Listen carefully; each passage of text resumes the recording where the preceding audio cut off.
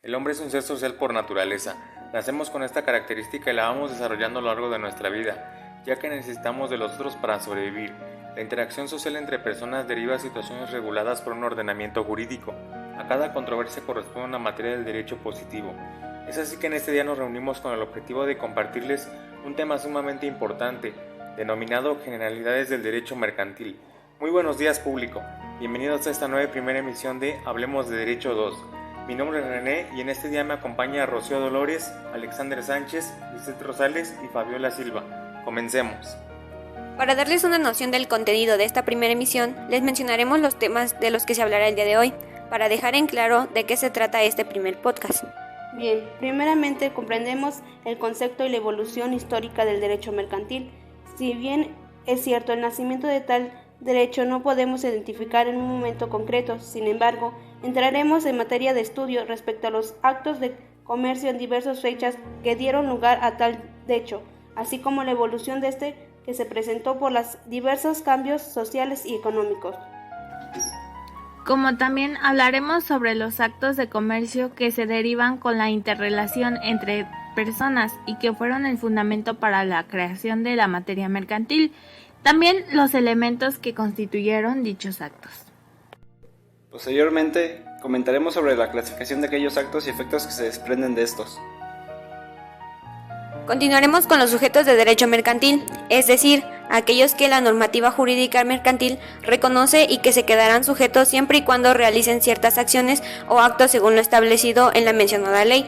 De igual manera, expresaremos los conceptos de la persona física y moral y sus características que son muy importantes respecto del tema general, los derechos y las obligaciones de los sujetos que también serán punto de estudio, pues de igual manera se sujetarán a su respectivo ordenamiento legal. Por último, abarcaremos la Ley Federal de Protección al Consumidor, cómo es que surge este conjunto de normas jurídicas, en qué se relacionan con el derecho mercantil y cómo puede aplicarse en las situaciones de comercio. También comentaremos sobre el comercio electrónico, una forma de ejercer la compra y venta de productos y servicios a través de medios electrónicos, y las diversas disposiciones que regulan este tipo de comercio según nuestro Código de Comercio. Comencemos con nuestro primer tema. Primero que nada, ¿qué es el derecho mercantil? El derecho mercantil es el sistema de normas jurídicas que se amplían a los actos de comercio legalmente calificados como tales y a los comerciantes en el ejercicio de su profesión, según el libro de Rafael de Pina. Para el autor Cervantes Ahumada, el derecho mercantil es también considerado como el conjunto de instrumentos que la norma establece para lograr el intercambio comercial legitimado por el derecho. Yo defino el derecho mercantil como la ley jurídica que se encarga de guiar a los comerciantes a que sepan cuáles son las limitantes, condiciones y sanciones que sujetan sus actividades de carácter comercial. Al parecer, las definiciones de derecho mercantil son abundantes y diversas. Por supuesto, es notorio que en cada una de las que dijeron mencionaron palabras relacionadas con comercio. Exacto, y es ahí donde damos paso al origen y asimismo a la evolución histórica del derecho mercantil. Es cierto que no se tienen datos precisos de la fecha exacta del inicio de comercio en la colectividad humana. A pesar de ello, se puede inferir que en ciertas épocas ya se realizaban actividades de ese tipo. Para la Edad Media, el hombre ya había asignado un valor a las cosas y el trueque ya era una forma de negociar para obtener productos de primera necesidad, como alimentos a los que ya se les había asignado un respectivo valor. Sin embargo, había muchos inconvenientes respecto a ese método, puesto que no siempre era equitativo y la mayoría de las veces resultaba pérdida para unos y ganancia para otros. Es de esa forma que se introdujo el dinero por ser una forma de cambio, porque era aceptable para todos, se podía cambiar en cualquier instante y por cualquier cosa. Al generalizarse el uso del dinero, aquello que fuera una transacción simple se convierte en una transacción doble. Gracias a la introducción del mismo, se ahorraba tiempo y esfuerzo estimulando en gran medida el comercio. Cabe resaltar que en esta época ya se consideraba a los comerciantes como sujetos distintos a la demás sociedad por el tipo de actividades que practicaban. En Grecia se establecieron lugares para la acumulación de mercancías y también para que los comerciantes se reunieran con el fin de vender sus productos. En el derecho romano aún no se podía hablar de la existencia de un derecho mercantil. Roma reconoció al derecho mercantil como rama distinta y separada en el tronco único del derecho privado. ¿Derecho privado? Sí, desde ese entonces el comercio era visto como una actividad exclusiva de un determinado grupo de personas, los cuales ejercían actos entre sí que a su vez daban paso a derechos y obligaciones que solo a ellos interesaban. Recuerda que el derecho privado es el que se encarga de regular las diversas controversias entre particulares. Eso quiere decir que fue posible adaptar ese derecho a las necesidades del tráfico comercial. La Edad Media fue el momento en el que el derecho mercantil es reconocido como una ciencia jurídica orientada a los comerciantes. También en la Edad Media los mercados y ferias impusieron el comercio.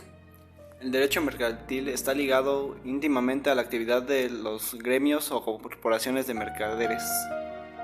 Se preguntarán, ¿qué es un gremio? Es un conjunto de personas con una misma profesión u oficio. Más tarde, la revolución industrial fue la que transformó la economía. Como podemos darnos cuenta, la evolución del derecho mercantil corresponde a la evolución de la actividad económica de cada época. Así es, los actos de comercio fueron la base de las primeras normas de derecho privado, que se aplicaron a este tipo de actos y que dieron lugar a la materia mercantil. Para disipar sus dudas, les explicaré de qué tratan estos actos. Tengo entendido que dichos actos están regulados por un código de comercio, ¿no? Bueno, un acto de comercio se rige por el artículo 3 del Código de Comercio, el cual nos dice que se reputan en derecho los comerciantes, las sociedades extranjeras o las agencias y sucursales de estas que dentro del territorio nacional ejerzan actos de comercio. Así que deducimos que un acto de comercio será aquella acción que un individuo o empresa lleva a cabo y por lo cual concreta la compra de un bien o como una casa, un producto o algún electrodoméstico, o en su defecto la adquisición de los bienes de los mencionados. En este podría ser una compañía, a partir del pago de una suma de dinero acordada con quien vende, que será hasta ese momento el dueño o poseedor de los derechos del bien en cuestión. Y bien cabe destacarse que el objetivo final que se persigue a través del acto de comercio es la obtención de un beneficio económico. Así es, en tanto a la ganancia económica que se perciba quedará materializada desde el mismo momento en el cual se consigue la disposición del bien y también podrá verse incrementada si sobre el bien se efectúa una modificación que hace crecer el valor del pago por él. Es decir, nosotros compramos una marca de ropa a una cantidad que crean la más que me la vendieron, pero a partir de la compra las futuras ganancias serán mías. Para completar tu información, compañera, te comparto que en este sentido tenemos a la compra y la venta de un establecimiento de comercio y la de las acciones o de las cuotas de una sociedad mercantil. Sí, Fabiola, el establecimiento de comercio es sinónimo de fondo de comercio y constituye el conjunto de los bienes materiales e inmateriales organizados por el comerciante para el ejercicio de su actividad mercantil, y el acto de compra o de venta de un establecimiento de comercio expreso por la materia comercial que integra el acto. Se refiere a que es una cosa comercial, mediante la cual se explota una determinada actividad comercial y por lo tanto el negocio sobre el que él se realice tiene que ser comercial. Por lo antes mencionado, no puede ser de otra índole. Igual naturaleza debe de tener si a cambio de celebrarse una venta se realiza un arrendamiento, pues el objeto de dicho contrato lo constituye una cosa de naturaleza estrictamente comercial. La venta o compra de acciones o de cuotas de una sociedad mercantil no civil es un acto de comercio por cuando dichos títulos o derechos integran el patrimonio de una persona jurídica comercial. Y mal puede originarse de un negocio o una cosa comercial, otro que no siga siendo. Lisette, ¿puedes explicarnos cuáles son los elementos que integran un acto de comercio? Sí, claro, y estos son que el sujeto tenga capacidad de ejercicio, es decir, que ya cumpla con la mayoría de edad o ya se esté emancipando a la edad correspondiente. Así, ante la ley ya se puede hacer responsable en pro y contra del acto de comercio que se lleva a cabo. Sujetos: que se dividen en dos: comerciantes, que pueden ser colaboradores dependientes, y los colaboradores independientes, y los que accidentalmente realizan un acto de comercio. Objeto: mercantiles por su esencia y mercantiles por su naturaleza. Por la forma, esta va de acuerdo a la forma que debe observarse para que sean legalmente válidos. Por el fin, de acuerdo con la intención que persigue el sujeto que lo realiza. También algo muy importante que debemos de conocer son los actos mercantiles por accesorios y nexos, que representan la manifestación de la voluntad que se derivan estrictamente de un acto de comercio principal. En este sentido, la vialidad de los actos dependen estrictamente de los actos de comercio por su naturaleza. Un ejemplo de actos mercantiles es por su naturaleza, significa que se materializan o se expresan en instrumentos o documentos que se establecen para su operatividad y desarrollo, como los títulos de crédito. Para que el acto de comercio se lleve a cabo es necesario que tenga un orden o alguna base, de la cual se pueda realizar de manera correcta. No es algo que se haga así porque sí. Es necesario conocer cómo se clasifican y qué efectos intervienen dentro de este. Explícanos más de esto. Para su estudio y comprensión, los estudiosos del derecho han elaborado diversas clasificaciones. Ninguna puede ser considerada como absoluta, aunque sí hay una nomenclatura de codificación, ya que de manera uniforme se ha intentado ordenarlos, conforme a lo que señala el artículo 75 del Código de Comercio, ley rupta de los actos de comercio. Los doctrinarios han intentado ordenar la clasificación de comercios sin que se haya llegado a ningún acuerdo. Existe la clasificación de estos, por lo que no es algo que se pueda hacer exacto, como ya lo mencioné antes. Según diversos autores, los objetivos del acto de comercio se clasifican en tres: objetivos, los cuales se dividen en dos: absolutos y relativos, los subjetivos y los mixtos. Existen algunas controversias respecto a este tema, pero esta clasificación es muy fácil de explicar. Todo depende de la perspectiva de todos los sujetos. Se podría decir que prácticamente es lo mismo que las obligaciones. Verás, el objeto es aquel que se refiere a los actos de comercio en sí. Los absolutos son aquellos cuya naturaleza comercial está impuesta al acto mismo. Su comercialidad se destaca alterando la naturaleza intrínsecamente comercial del acto en sí. El relativo, su relatividad estriba de los que serán mercantiles si el fin que persigue el sujeto es de especular o de participar en el mercado. Se encuentran comprendidas en esta categoría las adquisiciones y enajenaciones de bienes muebles e inmuebles, artículo 75, fracción 1 y 2 del Código de Comercio. Los alquileres y bienes muebles, artículo 75, fracción 1, ya que si el ánimo de los sujetos no es el de especular con los mismos, los contratos serán de naturaleza civil. El acto de comercio mixto es objetivo y subjetivo. Puede ser de comercio para una parte y para la otra no. Es posible que exista con el comercio por los efectos de la naturaleza de las obligaciones que genera, a la jurisdicción y a la jurisprudencia ante la cual quedan sometidos los conflictos que se deriven.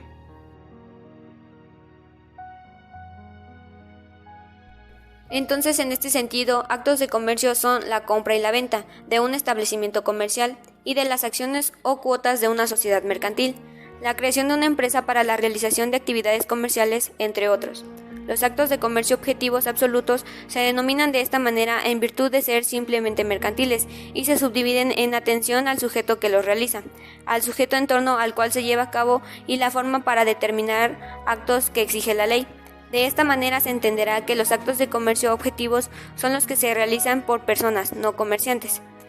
En un caso mixto, un seguro de vida, que es un acto comercial para la empresa aseguradora, pero no para el asegurado, aunque sea comerciante, porque la vida no es un objeto de comercio. Exacto. Por otra parte, el acto subjetivo es la noción de la cual se vale el sistema jurídico para complementar el proceso de delimitación de la materia mercantil, asentada principalmente en el comercio.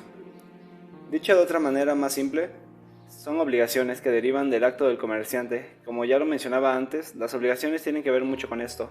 En el sentido subjetivo, se atienden a la infección de las partes, la causa que los determina y el sujeto que le imprime un carácter comercial. Esta parte quedó clara, pero tomando en cuenta las partes que mencionaste, los efectos que puede crear el acto de comercio son producir consecuencias de derecho. Sí, eso significa que al realizar un acto de comercio se creen, modifiquen, transmitan, declaren o extingan derechos y obligaciones entre los comerciantes y por tanto se producirán obligaciones de dar, hacer o no hacer y en algunos casos también de la declaración de un derecho. También existen los efectos cuando emanan de la realización de actividad encomendada al comerciante y del objeto del acto mismo de comercio, surtiendo sus efectos frente a terceros, que pueden ser órganos de administración pública federal, otras entidades públicas y desde luego particulares. Entonces los actos que se realicen serán destinados a los actos de comercio sin importar que la persona efectúe el acto del comerciante, pero siempre las personas recibirán el beneficio de serlo. Bueno, pasando al siguiente tema, hablaremos sobre sujetos de derecho mercantil. ¿Alguno de nuestros compañeros quisiera comenzar dándonos el concepto de este? Sí, por supuesto, con mucho gusto. Bueno, podemos definir que el término sujeto de derecho mercantil se refiere a todas aquellas personas que por alguna razón intervienen en un acto de comercio. Esto independientemente de que los sujetos sean comerciantes o no. Entonces, por lo tanto, se realiza o aplica el derecho mercantil. Retomando la idea que explicó mi compañero, podemos decir que son sujetos del derecho mercantil no solo los comerciantes, sino que también aquellas personas que accidentalmente realizan alguna operación de comercio, aunque no tengan un establecimiento fijo, es decir, un local, y por tanto se encuentran sujetas a la legislación mercantil. Así es, tal y como dice el Código de Comercio del título primero de los comerciantes, pues el artículo 4 nos dice que las personas que accidentalmente con o sin establecimiento fijo hagan alguna operación de comercio, aunque no son en derecho comerciantes, quedan sin embargo sujetas a ella a las leyes mercantiles. Vaya que sí tienes razón, pero debemos de distinguir entre aquellos que lo realizan de manera ocasional y los que se dedican a celebrarlo de forma habitual. Los primeros no son comerciantes, pero los segundos sí lo son. El que compra algo en la tienda no es un comerciante, solamente realiza un acto eventual de adquisición de mercancías, por lo tanto decimos que es un sujeto accidental de comercio. El que lo vende hace esa actividad, su profesión, como medio de subsistencia cotidiano. Es por eso que debemos de tomar en cuenta que esto puede ser un criterio que puede variar, pues depende de lo que la ley considere como acto de comercio, por lo cual se pueden clasificar a los sujetos de derecho mercantil en tres grandes categorías que son el comerciante, que son personas que tienen capacidad legal para ejercer el comercio. Estas pueden ser personas físicas como morales, personas que realizan actos de comercio accidentales, que como lo explicó mi compañera, esta se puede tomar en el artículo 4 del Código de Comercio, y las personas que intervienen en actos mixtos. Debemos de considerar que los actos mixtos son actos jurídicos, en los que para una de las partes dicho acto es de comercio y para otra parte dicho acto es civil, esto último fundamentado por el artículo 1050 del Código de Comercio. Bueno, derivado de todo esto debemos hablar acerca del comerciante, pues este es la figura principal del derecho mercantil. ¿Quién gusta comenzar? Denominemos comerciante, en términos generales, a la persona que se dedica habitualmente al comercio. También se denomina así al propietario de un comercio. Sin embargo, comerciante es sobre todo la persona que comercia, sujeto a las leyes mercantiles, el cual interviene dentro del mercado como productor, distribuidor e intermediario de mercancías y servicios. Con esto, basémonos en lo que se estipula en el artículo 3 del Código de Comercio, el cual nos dice que se reputan en derecho comerciantes. 1. Las personas que teniendo capacidad legal para ejercer el comercio hacen de él su ocupación ordinaria. 2. Las sociedades constituidas con arreglo a las leyes mercantiles. 3. Las sociedades extranjeras o las agencias y sucursales de estas que dentro del territorio nacional ejerzan actos de comercio. Todo esto en forma jurídica. Ahora bien, creo que la mayoría de las personas sabemos que todos tenemos derecho a dedicarnos a cualquier profesión, industria, comercio o trabajo que le acomode siendo lícitos, por lo cual retomemos que en términos de comercio en el artículo 5 constitucional garantiza que el comerciante realice su actividad siempre y cuando no se trate de actos ilícitos, que causen daño o perjuicio a un tercero, y que no vaya en contra del orden público o las buenas costumbres. Pero ojo, queridos oyentes, ya que cabe hacer mención que para los particulares lo que no está prohibido está permitido. Por lo tanto, para los particulares es lícito todo aquello que está prohibido por la ley, por lo cual, según el Código de Comercio en su artículo 12, nos dice que No pueden ejercer el comercio, primero, los corredores, segundo, los quebrados que no hayan sido rehabilitados, tercero, los que por sentencia ejecutoria hayan sido condenados por delitos contra la propiedad, incluyendo en estos la falsedad, el peculado, el cohecho y la consución. La limitación a que se refiere la fracción anterior comenzará a surgir efectos a partir de que se cause ejecutoria la sentencia respectiva y durará hasta que se cumpla la condena. Mientras por otro lado están las acepciones vulgar y jurídica del comerciante. Supongo que algunos se preguntarán a qué nos referimos con eso. Pues son aquellos comerciantes que negocian comprando y vendiendo con un propósito de lucro. Traficante. Y no nos referimos a traficantes de drogas, órganos o cualquiera de esos, sino a aquellas personas que transportan mercancías de un lugar a otro. Del mismo modo, esto podría llevarse a cabo mediante la permuta, y se preguntarán ¿qué es la permuta? Pues es un contrato por virtud del cual cada una de las partes se obliga a transmitir la propiedad de una cosa a cambio de otra, que a su vez recibe en propiedad, o dicho de otra manera, el cambio de cosa por cosa. Pasando al siguiente tema, en el cual se trata acerca de las personas físicas y morales, por ello es necesario estudiar las obligaciones en las que se comprometen las personas que toman parte de las actividades comerciales.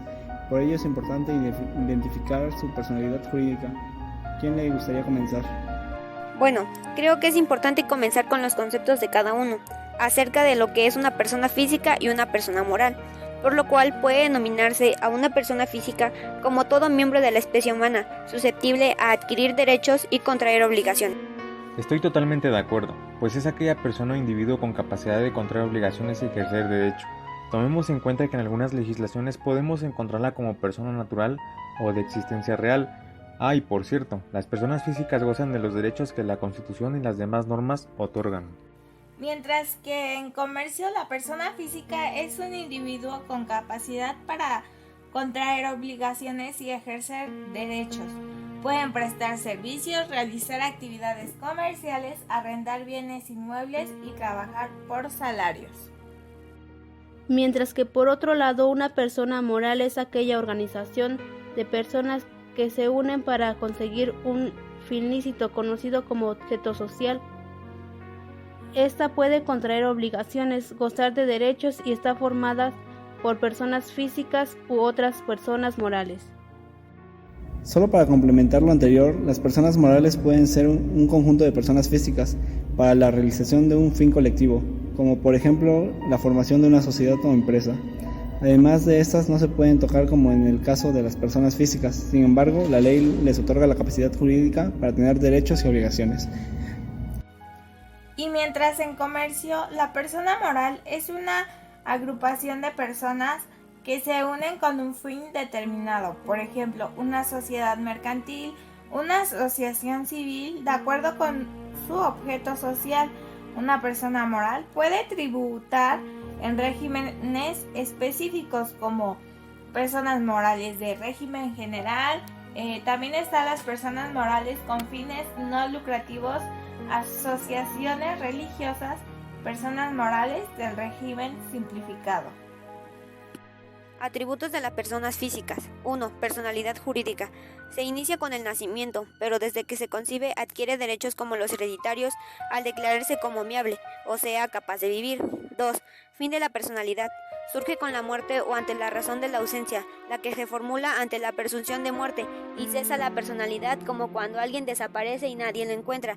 3. Capacidad. Es la aptitud para ser titular de derechos y deberes, aptitud para ser sujeto activo o pasivo de las relaciones jurídicas. En estas existe la capacidad de goce y el ejercicio. En la primera, el individuo es titular de derechos y obligaciones, y la capacidad de ejercicio es la posibilidad de ejecutar actos jurídicos. 4. Nombre. Sirve para designar a una persona. El nombre más el apellido determinan a cada sujeto como su identificación personal. 5. Domicilio. Es el lugar donde reside con el propósito de establecerse en él. ¿Y qué pasa si la persona no contara con domicilio? Pues a falta de el lugar en el que se tiene el primer asiento sus negocios, y a falta de uno y otro, el lugar en el que se halle. Se presume el propósito de establecerse en un lugar cuando se reside por más de 6 meses en él. Bueno, una vez explicado esto, pasemos con el siguiente punto, que es el estado civil.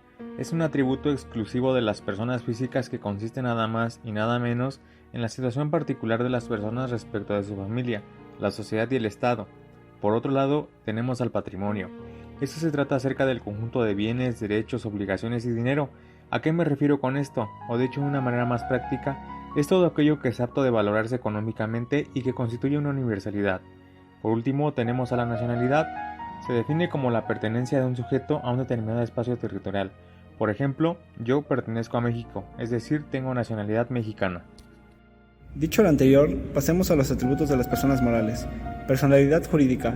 Está definida como toda la actividad resultante de una colectividad organizada de personas o conjunto de bienes y a los que, para su consecución de un social durable y permanente, es reconocida por el Estado una capacidad de derechos patrimoniales.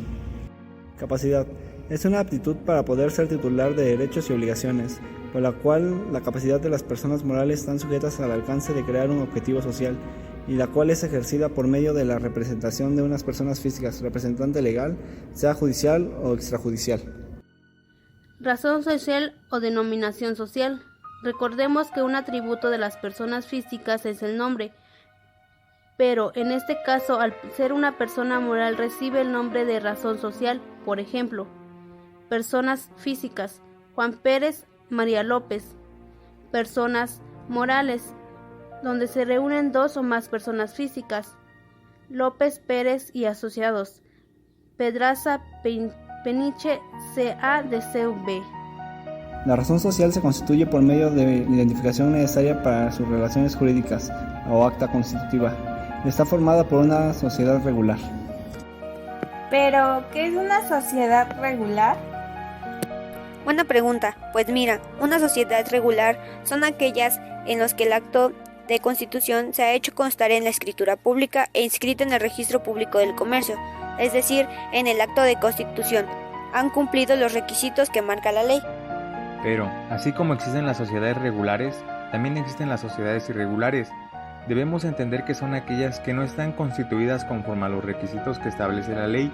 Según Ley de Sociedades Mercantiles en su artículo 2, establece que las sociedades no inscritas en el registro público de comercio, que se hayan exteriorizado como tales, frente a terceros consten o no escritura pública, tendrán personalidad jurídica. Las relaciones internas de las sociedades irregulares se regirán por el contrato social respectivo y, en su defecto, por las disposiciones generales y por las especiales de esta ley, según la clase de sociedad de que se trate. Tratándose de la sociedad por acciones simplificadas, para que surte efectos ante terceros, deberá inscribirse en el registro mencionado. ¿Y cuáles podrían ser sociedades mercantiles a las cuales una persona moral puede permanecer? Según la Ley de Sociedades Mercantiles, en su artículo 1 nos menciona que esta ley reconoce las siguientes especies de sociedades mercantiles: sociedad en nombre colectivo, sociedad en comandita simple, sociedad de responsabilidad limitada, sociedad anónima, sociedad en comandita por acciones, sociedad cooperativa, sociedad por acciones simplificadas. Cabe destacar que la Ley General de Sociedades Mercantiles regula las 5 primeras sociedades indicadas. Bueno, creo que ya nos desviamos un poco de los atributos de la persona moral, por lo cual pasemos al punto 1. Domicilio. Las personas morales tienen su domicilio en el lugar donde se halle establecida su administración, es decir, su domicilio fiscal, aun cuando tengas sucursales. 2. Patrimonio. Es el que se especifica en el acta constitutiva de las sociedades y es apreciable en monetario. 3. Nacional. La nacionalidad de la persona moral puede ser distinta de las de sus socios, si es que está en cuenta con socios extranjeros, y esta depende del lugar donde se haya inscrito el acto constitutivo. Son personas morales de nacionalidad mexicana las cuales se constituyan conforme a las leyes de la República y tengan en esta su domicilio legal. Pero si quieren ser más específicos en este aspecto acerca de los atributos que debe contener una persona moral, nos podemos basar en el artículo 6 de la Ley General de Sociedades Mercantiles, en el cual nos dice que la escritura o póliza constituida de una sociedad deberá contener 1. Los nombres, nacionalidad y domicilio de las personas físicas o morales que constituyen la sociedad. 2. El objeto de sociedad. 3. Su razón social o denominación. 4. Su duración, misma que podrá ser indefinida. 5. El importe del capital social. 6. La expresión de lo que cada socio aporte en dinero o en otros bienes, el valor atribuido a estos y el criterio seguido por su valorización, cuando el capital sea variable, así como expresará indicándose el mínimo que se fije. 7. El domicilio de la sociedad. 8. La manera conforme a la cual haya de administrarse la sociedad y las facultades de los administradores. 9. El nombramiento de los administradores y la designación de los que han de llevar la firma social. 10. La manera de hacer la distribución de las utilidades y pérdidas entre los miembros de la sociedad. 11. El importe del fondo de reserva. 12. Los casos en que la sociedad haya de disolverse anticipadamente. Y 13. Las bases para practicar la liquidación de la sociedad y el modo de proceder a la elección de los liquidadores, cuando no hayan sido designados anticipadamente.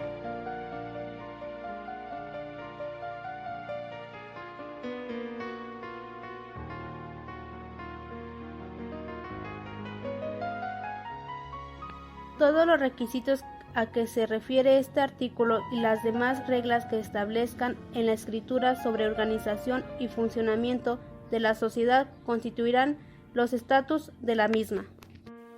Según el título primero, llamado de los comerciantes, el artículo 3 nos dice: se reputan en derecho comerciantes.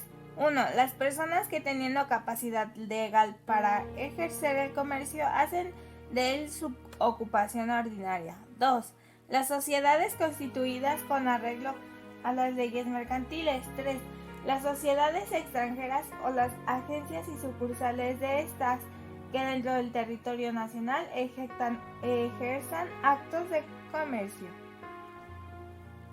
Y el título segundo, llamado de las obligaciones comunes de todos los que profesan el comercio, nos dice que el artículo 16, todos los comerciantes por el hecho de serlo están obligados. Primero, derogada. 2.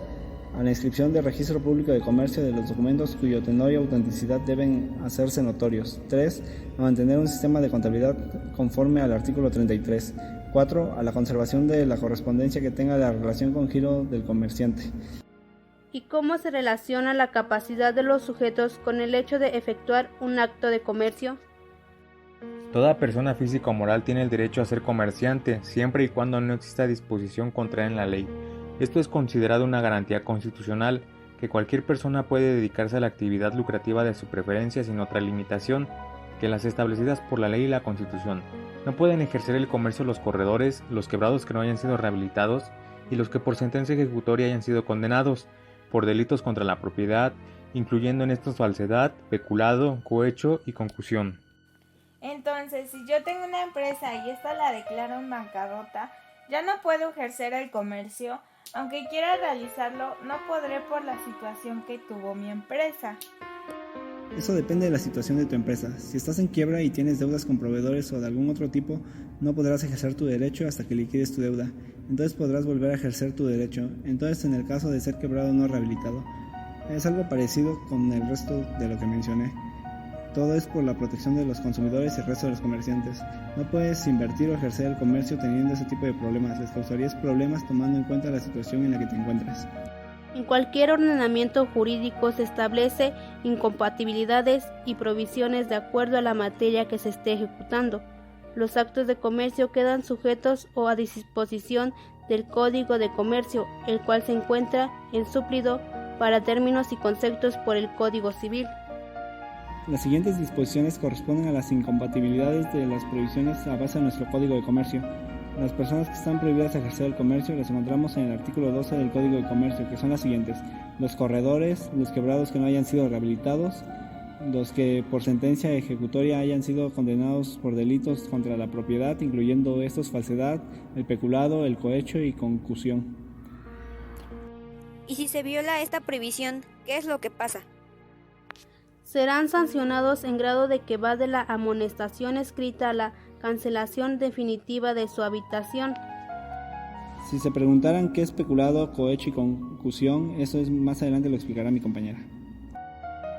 De acuerdo con la Ley Federal de Trabajo, en el artículo 378, fracción 2, semana que queda prohibido a los sindicatos ejercer la profesión de comerciantes con ánimo de lucro. Los siguientes también son incapaces de ejercer el comercio, pero estos no los menciona el artículo. Estos son los menores de edad no emancipados. Y los mayores de edad declarados en estado de interdicción son aquellos que padezcan alguna afección organizada por enfermedad o deficiencia persistente del carácter físico, psicológico o sensorial que no puedan ejercer por sí mismos su derecho. Sin embargo, como el artículo 23 del Código Civil menciona que los incapaces pueden ejercer sus derechos y contraer obligaciones por medio de un representante. Entonces por medio de un representante pueden tener derechos y obligaciones. Así es, por lo cual seguimos con el tema delitos por parte de los funcionarios públicos. Los cuales serían peculado, cohecho, concusión, prevaricato, celebración indebida de contratos y abuso de autoridad.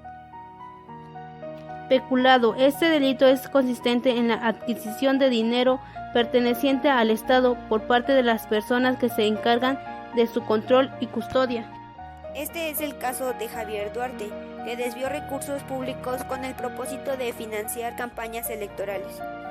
Cohecho. Este puede ser llevado a cabo por un funcionario o una autoridad que pueden ser sobornos, mordida o propina.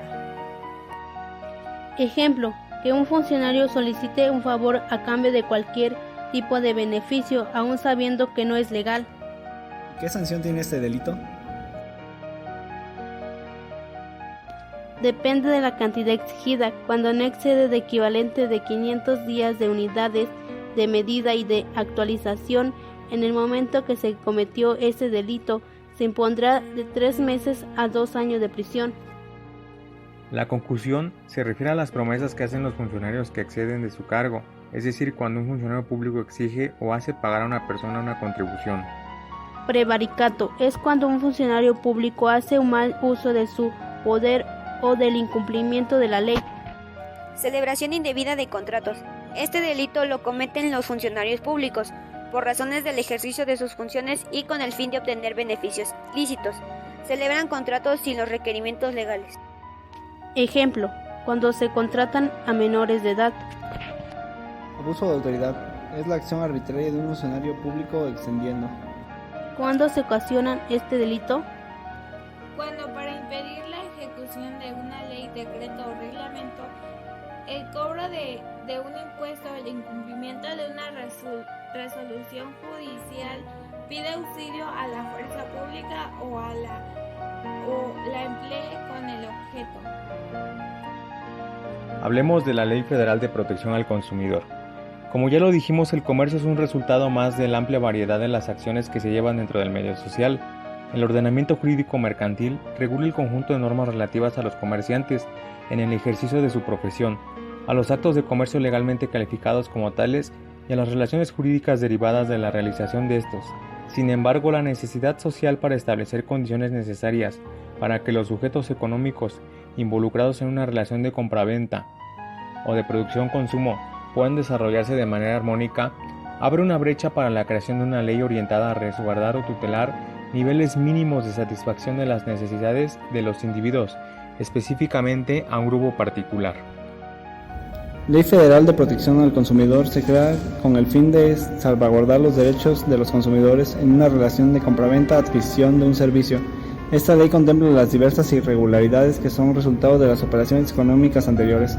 En su artículo 2 define al consumidor como la persona física o moral que adquiere, realiza o disfruta como destinatario final bienes, productos o servicios.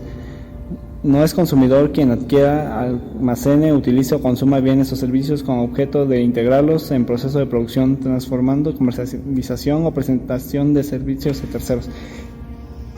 La Ley Federal de Protección al Consumidor protege a los consumidores cuando no son destinatarios finales de bienes, productos o servicios, es decir, cuando se encuentren ubicados al fin del ciclo económico. Esta última especificación resulta de gran interés y determina una de las características distintivas del derecho de los consumidores. El objetivo que persigue este tipo de legislación es brindar a los consumidores una serie de derechos, puestos que se considera al grupo más vulnerable en el proceso económico de esto que se justifica con las relaciones que tienen los otros sujetos, clientes, proveedores o deudores. En aquel proceso pueden estar sujetos a las leyes de la naturaleza mercantil o civil, contando con las acciones específicas para que en caso de que los insumos se adquieran no cumplan con las características específicas en el contrato de una compraventa. Es así que la Ley Federal de Protección al Consumidor solo es aplicable a las relaciones entre proveedores y consumidores. En efecto, y para no dudar de ello, existe una jurisprudencia de la Suprema Corte de Justicia de la Nación que establece lo siguiente: consumidor. Únicamente tiene ese carácter la persona que adquiere un bien o servicio para su uso, de conformidad con lo dispuesto en el artículo 30 de la Ley Federal de Protección al Consumidor. Tiene la calidad de consumidor quien contrata para su utilización, la adquisición, uso o disfrute de bienes o la prestación de servicios, de tal manera que una persona física o moral que realice la compra de bienes o servicios para obtener algún provecho pecuniario por medio del comercio y no para su uso, no puede ser considerada como consumidor, ya que esa intervención tiene lugar en una fase del procedimiento económico cuyo objetivo final es hacer llegar los bienes o servicios a quienes estén destinados. Por tanto, la Procuraduría Federal del Consumidor carece de competencia para resolver una controversia que no le fue planteada por un consumidor, sino por un comerciante. Respecto de todo lo que acabas de decir, ¿a qué instancia debo acudir para poder defenderme en el caso de que se vulneren mis derechos como consumidor? En este tipo de situaciones se debe acudir a la Profeco, Procuraduría Federal del Consumidor. Esta es la institución encargada de defender los derechos de los consumidores, prevenir abusos y garantizar relaciones de consumo justas. En la Ley Federal de Protección al Consumidor, en el artículo 20, se establece que la Procuraduría Federal del Consumidor es un organismo descentralizado, de servicio social, con personalidad jurídica y patrimonio propio.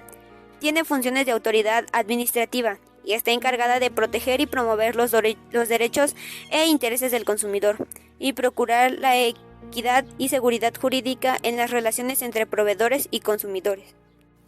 Es importante mencionar que México es el primer país latinoamericano en crear una procuraduría y el segundo con una ley en la materia. Hablando de la Profeco, hace unos días esta institución encontró irregularidades en Anonino con ayuda del Laboratorio Nacional de Protección al Consumidor, ya que realizó determinadas pruebas en varios productos lácteos en donde detectó varias fallas. De acuerdo con el reporte, el danonino debería tener 2.1% de proteína y apenas tiene 1%.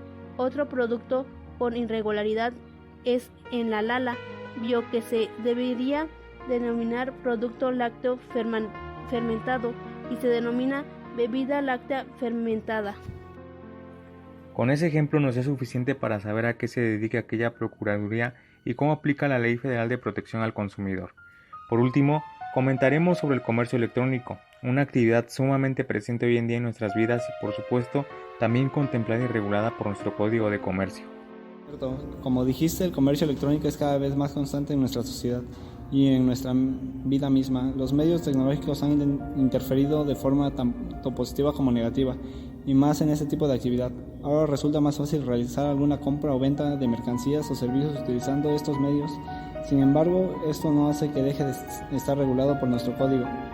Es así que también se encuentra sujeto a algunos artículos que mencionaremos más adelante. Retomando el punto que dijo Alexander, referente al aspecto negativo de este tipo de actividad, recordemos que Internet es una red abierta en la que no existen restricciones y consecuentemente cualquiera puede ingresar a ella, provocando indiscutible que cuando se realicen por estas vías declaraciones de voluntad relativas a la celebración de un negocio, puede verse comprometida información muy importante, sobre todo la protección de datos personales y la integridad de las partes contratantes. Ya se han contemplado y ejecutado diversas medidas para prevenir y contrarrestar la problemática que se pueda derivar de lo que dijiste anteriormente. Una de estas medidas es la creación de la firma electrónica, que ahora ya es una generalidad dentro del comercio electrónico. Otro aspecto importante que debemos mencionar es que el comercio electrónico permite que la actividad comercial adquiera un carácter internacional, es decir, las transacciones de empresa a empresa, de empresa a personas, de persona a persona y de persona a gobierno, da paso, a su vez, un comercio transfronterizo. Aunado a lo anterior, podemos definir el comercio electrónico como cualquier forma de transacción o intercambio de información comercial basada en la transmisión de datos sobre redes de comunicación como Internet. Cuando hablamos de comercio electrónico no solo nos referimos a compraventa y suministro de bienes y servicios, como los conocemos normalmente, también a otros bienes y servicios, cuya naturaleza puede ser intangible, pero no por ello dejan de tener valor comercial o estar vigentes en el mercado de la oferta y demanda, como por ejemplo de la anterior podemos citar los siguientes: publicidad, búsqueda de información sobre productos y proveedores, negociación entre comprador y vendedor sobre precios, condiciones de entrega, entre otros, atención a clientes antes y después de la venta, cumplimiento de trámites administrativos relacionados con la actividad comercial, colaboración entre empresas con negocios comunes. Como podemos notar, el comercio electrónico tiene un gran campo en cuanto a las diversas transacciones y efectos económicos que pueden derivarse de este. Supongo que es por ello que en nuestro código lo contempla. Es así que en el artículo 89 del Código de Comercio Federal se establecen diversas disposiciones en cuanto a este tipo de comercio. El artículo 89 establece lo siguiente: Las disposiciones de este título regirán en toda la República Mexicana en asuntos del orden comercial, sin perjuicio de lo dispuesto en los tratados internacionales de los que México sea parte. Las actividades reguladas por este título se someterán en su interpretación y aplicación a los principios de neutralidad tecnológica, autonómica de la voluntad, compatibilidad, internacionalidad y equivalencia funcional del mensaje de datos en relación con la información documental en medios no electrónicos y la firma electrónica en relación con la firma autógrafa. En los actos de comercio y en la formación de los mismos podrán emplearse los medios electrónicos, ópticos o cualquier otra tecnología. Para efecto del presente código se debería tomar en cuenta las siguientes definiciones. Certificado: todo mensaje de datos o registro que confirme el vínculo entre un firmante y datos de creación de firma electrónica. Datos de creación de firma electrónica. Son los datos únicos, como códigos o claves criptográficas privadas, que el firmante genera de manera secreta y utiliza para crear su firma electrónica, a fin de lograr el vínculo entre dicha firma electrónica y el firmante. Destinatario: la persona designada por el emisor para recibir el mensaje de datos, pero no esté actuando a título de intermediario con respecto a dicho mensaje. Digitalización. Migración de documentos impresos a mensaje de datos. De acuerdo con lo dispuesto en la norma oficial mexicana sobre digitalización y conservación de mensajes de datos que para tal efecto emita la Secretaría. Emisor: toda persona que, al temor del mensaje de datos, haya actuado al nombre propio, en cuyo nombre se haya enviado o generado ese mensaje antes de ser archivado, si este es el caso, pero no haya actuado a título de intermediario. Firma electrónica. Los datos en forma electrónica consignados en un mensaje de datos o adjuntados o lógicamente asociados al mismo por cualquier tecnología que son utilizados para identificar al firmante en relación con el mensaje de datos e indicar que el firmante aprueba la información contenida y que produce los mismos efectos jurídicos que la firma autógrafa, siendo admisible como prueba en juicio. Firma electrónica avanzada o fiable. Aquella firma electrónica que cumpla con los requisitos contemplados en las fracciones primera a cuarta del artículo 97. En aquellas disposiciones se refieren a la firma digital, se consideran a estas como una especie de firma electrónica. Finalmente, la persona que posee los datos de la creación de la firma y que actúa en nombre propio de la persona a la que representa. Intermediario: en relación con un determinado mensaje de datos se entrega a toda persona que, actuando por cuenta de otra, envíe, reciba o archive dicho mensaje o presten algún otro servicio con respecto a él.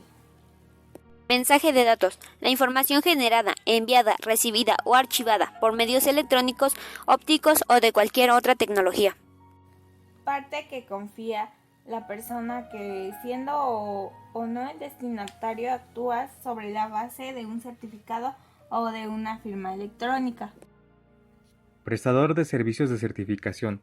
La persona o institución pública que preste servicios relacionados con firmas electrónicas expide los certificados o presta servicios relacionados como la conservación de mensajes de datos, el sellado digital de tiempo y la digitalización de documentos impresos en los términos que se establezca en la norma oficial mexicana sobre digitalización y conservación de mensajes de datos que para tal efecto emita la Secretaría. Secretaría. Se entenderá la Secretaría de Economía. Sello digital de tiempo, el registro que prueba que un dato existía, antes de la fecha y hora de emisión del citado sello, en términos que se establezca en norma oficial mexicana sobre digitalización y conservación de mensajes de datos para tal efecto emita a la Secretaría. Sistema de información. Se entenderá todo sistema utilizado para generar, enviar o recibir, archivar o procesar alguna información o otra forma mensajes de datos. Titular del certificado. Se entenderá a la persona a cuyo favor fue expedido el certificado. Excelente. Y no solo el Código de Comercio lo contempla, la Ley Federal de Protección al Consumidor también regula diversas polémicas referentes a esta actividad.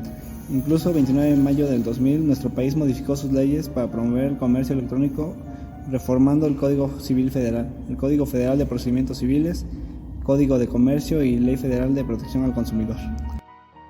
Las reformas y adiciones al Código Civil Federal se centraron en el reconocimiento a la celebración de actos jurídicos a través de medios electrónicos, ópticos o de cualquier otra tecnología, señalando también los medios tecnológicos como medio idóneo para expresar el consentimiento.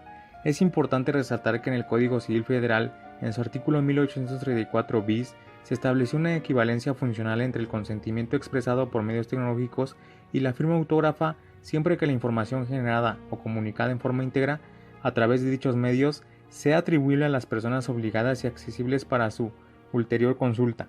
En materia mercantil, al igual que en la civil, cuando la ley exija la forma escrita de los contratos y la firma de los documentos relativos, esos supuestos se tendrán por cumplidos tratándose de mensajes de datos, siempre que éste sea atribuible a las personas obligadas y accesible para su ulterior consulta, y se reconoce como prueba los mensajes de datos. Para valorar la fuerza probatoria de dichos mensajes se estimará primordialmente la fiabilidad de método en que haya sido generada, archivada, comunicada o conservada. Se reformó la Ley Federal de Protección al Consumidor para reconocer la utilización de medios electrónicos, ópticos o cualquier otra tecnología en la instrumentación de las operaciones que celebren los proveedores con los consumidores, dando las bases sobre las cuales habrán de realizarse dichas operaciones, ya sea por confidencialidad, certeza, seguridad en la información proporcionada al consumidor, etc., previendo sanciones administrativas para el caso de que los proveedores no cumplan dichas disposiciones. Muy bien, hemos llegado al final de esta increíble fase informativa. Realmente estoy asombrado y satisfecho con las aportaciones de cada uno de ustedes. Para concluir, me gustaría que me dieran su opinión respecto de estas generalidades del derecho mercantil. Este trabajo lo podemos concluir con que el derecho mercantil es el que en cualquier sociedad debe existir, un contexto de confianza entre comprador y consumidor, por lo cual las leyes contribuyen a esta generación de confianza. Entonces, esto nos puede impactar en las diferentes áreas empresariales, regulando y protegiendo los derechos y obligaciones de los sujetos que intervienen en las relaciones comerciales, tomando en cuenta las distintas leyes que nos rigen en el país, aun siendo leyes supletorias, dando a todo esto los actos de comercio. Como por ejemplo, no creo que nuestros oyentes sabían, al igual que yo, que aquellos comerciantes que no están constituidos por un acta constitutiva o que no pertenezcan a una sociedad mercantil están sujetos a las obligaciones de dar, recibir y de no hacer, o que por ejemplo, un acto de comercio pues puede ser considerada también las permutas. A todo esto, las sociedades mercantiles, como aquellas personas jurídicas, son susceptibles de derechos y obligaciones, las cuales están reguladas por diversas normas, como podrían ser las antes mencionadas, como la Ley de Comercio, la Ley de Títulos y Operaciones de Créditos, la Ley General de Sociedades Mercantiles, el cual esta última puede clasificar a las entidades dependiendo de las características con las que fue creada, por lo cual, en tanto a las personas físicas o morales, sabemos que son capaces de celebrar actos de comercio, y como sabemos, las personas morales son capaces de hacer valer eso mediante contratos, en el cual, como sabemos, estos pueden ser flexibles y pueden ser modificados o transferibles.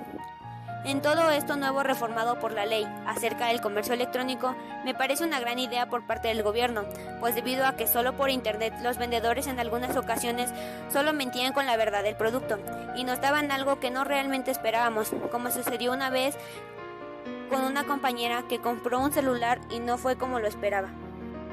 De todo esto se puede llegar a la conclusión de que todo acto de comercio regido por leyes no debe ser realizado de una manera simple. Si alguno de los sujetos ignora alguna de estas leyes, puede tener un efecto en el cual perjudicaría de manera significativa.